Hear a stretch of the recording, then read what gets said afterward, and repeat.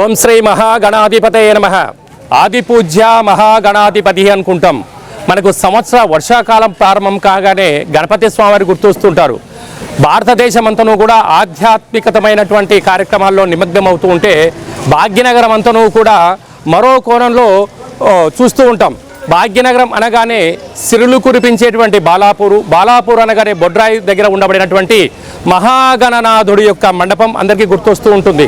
45 వసంతాలు పూర్తి చేసుకొని 46వ వసంతంలోకి ఈ యొక్క 44 వసంతాలు పూర్తి చేసుకొని 45వ వసంతంలోకి ఈ యొక్క మండపము నిర్విరామంగా అద్భుతమైనటువంటి ఎప్పటికప్పుడు అప్డేట్ అవుతూ జరుగుతూ ఈ యొక్క మండపము దినదిన అభివృద్ధి జరగడం జరిగింది. అదే కాకుండా 1994లో లడ్డు వేలంపాట మొదలైపోయి 30 వసంతాలు నిర్విరామంగా ఆటంకం లేకుండా, అంటే భాగ్యనగరంలో రియల్ ఎస్టేట్ బాగున్నప్పుడు చాలా ప్రాంతాల్లో తారాస్థాయికి వెళ్ళాయి, రియల్ ఎస్టేట్ పడిపోగానే అక్కడ కనుమరుగైన పరిస్థితి ఉంటుంది. కానీ భక్తులు ఉన్నంత వరకు బాలాపూర్ యొక్క లడ్డు భారతదేశానికి ఒక బంగారు లడ్డు అనేటువంటి వేదిక అయిన చరిత్ర కలిగినటువంటి స్థలంలో మనం ఉన్నాం. ఇక్కడ ప్రత్యేకమైన విశిష్టత ఏమిటయ్యా అంటే, గ్రామంలో బొడ్రాయి అనేటువంటి దేవత గ్రామంలో నిత్యము అనేక యజ్ఞాలు యాగాలు పూజా కార్యక్రమాలు చేయడము. ఈ యొక్క మండపం యొక్క విశిష్టత ఏమిటయ్యా అంటే, ఇక్కడ సుధాకర్ రెడ్డి గారు అనేటువంటి ఒక సృజనాత్మకమైనటువంటి కళాకారుడు సెట్టింగ్ వేయడంలో తనకు తనే సరిసాటి అని చెప్పుకోవచ్చు.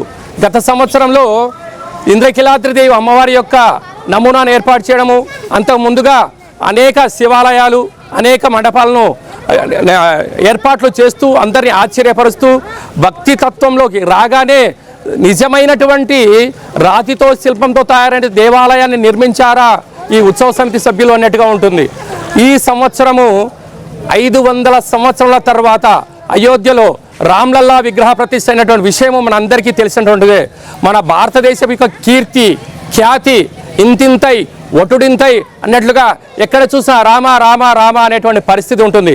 అలాంటి దాన్ని స్ఫూర్తిగా తీసుకొని మన బాలాపూర్ వాసులు, మన భాగ్యనగర్లో మన బాలాపూర్ ఉత్సవ సమితి వారందరూ కూడా చాలా ఖర్చుతో శ్రమతో చాలా వ్యయ ప్రయాసాలు వచ్చి సుధాకర్ రెడ్డి గారి చేత ఈ సంవత్సరం ఎట్టైనా కూడా అక్కడ అయోధ్యకు వెళ్ళలేనటువంటి అందరి భక్తుల కోసం అలాంటి నమూనాను చూపించాలి అనేటువంటి ఒక దృఢ సంకల్పంతో ఎన్నో రోజులుగా కృషి చేసి ఈ యొక్క మండప నిర్వహణ చేయడం జరుగుతుంది.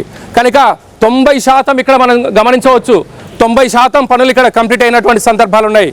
ఎల్లుండి ఉదయం కల్లా అనగా వినాయక చవితి శనివారం కల్లా ఈ యొక్క మండపము సర్వాంగ సుందరంగా మారిపోతుంది అని చెప్పి మనం గమనించాలి. 50 మంది టీవీ చూస్తున్న ప్రేక్షకులకు, శాటిలైట్లో ఉండబడినట్టు చూస్తున్నటువంటి భక్తులకు, మన భాగ్యనగరమే కాకుండా మన భారతదేశమే కాకుండా 190 దేశాలలో ఉండబడినటువంటి భగవద్బంధువులకి అందరికీ కూడా ముందస్తుగా వినాయక చవితి పండుగ శుభాకాంక్షలు.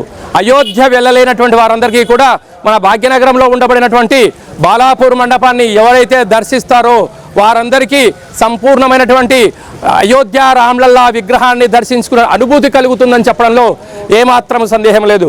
కనుక మనకు ఈ వినాయక నవరాత్రులు 7వ తారీఖున సాయంత్రం 6 గంటలకు గణపతి పూజ ప్రారంభం అయిపోయి ఆ సాయం సంధ్యాకాలం నుంచి 11 రోజులు సూర్యోదయంలో ప్రతిరోజు గణపతి స్వామివారికి సుప్రభాత సేవ, అర్చనలు, విశేష అలంకారాలు, అనేక నైవేద్యాలు ఏర్పాటు చేస్తూ ఉదయము సాయం సంధ్యాకాల సమయంలో ప్రత్యేకంగా గ్రామంలో కమిటీ సభ్యులందరూ కలిసి సమిష్టిగా పూజలు చేసుకోవడం జరుగుతూ ఉంటుంది.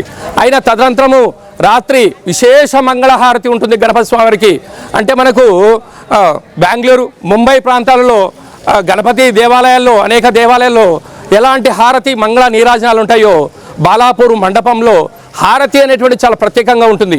అయినా తదనంతరము భక్తులకు ప్రసాదంగా అయిన తదనంతరము గ్రామ సభ్యులం అందరము కలిపి కూర్చొని విశేష సంకీర్తన భక్తితో కూడుకున్న సంకీర్తన కార్యక్రమాలు స్వామివారిని ఋగ్వేదము, యజుర్వేదము, సామవేదము, అధర్వణ వేదాలలో అనేక రకాలుగా భక్తిని ఒక్కొక్కరికి ఫలం పత్రం పుష్పం తోయం అన్నట్టుగా పూజలు చేస్తూ ఉంటారు. కానీ ఇక్కడ ఉదయం నుంచి అనేక కార్యక్రమాలు జరిపినను సాయం సంధ్య నిశారాత్రి వచ్చేంత వరకు కూడా భక్తి శ్రద్ధలతో భగవంతుని అనేక కీర్తనలతో తండ్రి నువ్వు అంతటి వాడవు, తండ్రి నువ్వు ఇంతటి వాడవు, ఈ ఆది పూజ్యుడువు శివపుత్రుడు అని అనేక రకాలమైన గాన గాంధర్వుల చేత భజన కార్యక్రమం అందరికీ ఆకట్టుకుంటుందని చెప్పి కూడా మనం గమనించాలి. కనుక వీలైతే అందరము సాయం సంధ్యాకాల తదనంతరంలో హారతిలో పాల్గొందాం, భజనలో పాల్గొందాం. అలాగా 10 రోజులు రాత్రులు పూజ చేసుకొని 11వ రోజు బ్రహ్మముహూర్త సమయంలో స్వామివారికి విశేషమైన పూజా కార్యక్రమాలు చేసి మంగళ నీరాజనలు మంత్రపుష్పములు ఏర్పాటు చేసుకొని గ్రామ సభ్యుల సమక్షంలో ఉత్సవ సమితి యొక్క సారథ్యంలో స్వామివారు ఎక్కడా లేనటువంటి విధంగా అన్ని ప్రాంతాల్లో మండపం నుంచి డైరెక్ట్గా సాగర తీరం వైపు స్వామివారు బయలుదేరి వెళ్తూ ఉంటారు. కానీ మన బాలాపూర్లో మాత్రమే స్వామివారు అయ్యా మీరు నన్ను సాధారణంగా ఆహ్వానం చేశారు, ఒక గ్రామ పరిక్రమణ అనేటువంటి కార్యక్రమం అనేది ఉంటుంది. గ్రామం చుట్టూ వెళ్తూ నాయనా నన్ను మీరు చల్లగా చూశారు, ఈ గ్రామాన్ని, ఈ రాష్ట్రాన్ని, ఈ దేశాన్ని, ఈ యొక్క సప్తనులను సంపూర్ణంగా కాపాడే బాధ్యత నాది అని చెప్పి గ్రామ పరిక్రమణలో వెళ్ళి ఆశీర్వదించి సంపూర్ణంగా వెళ్ళడం జరుగుతుందని చెప్పి గమనించాలి.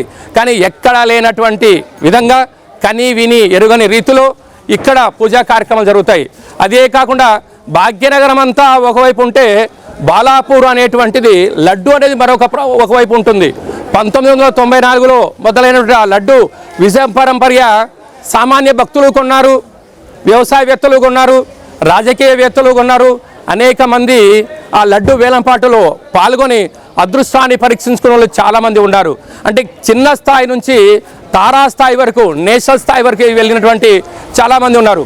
1994లో కొలన్ మోహన్ రెడ్డి గారు 450 రూపాయలతో ప్రారంభించి గత సంవత్సరము కొన్నటువంటి వారందరూ కూడా రియల్ ఎస్టేట్ వ్యాపారాల్లో, రాజకీయాల్లో అనేకమైనటువంటి విజయాలు వారు సొంతమయ్యాయని చెప్పి గమనించాలి.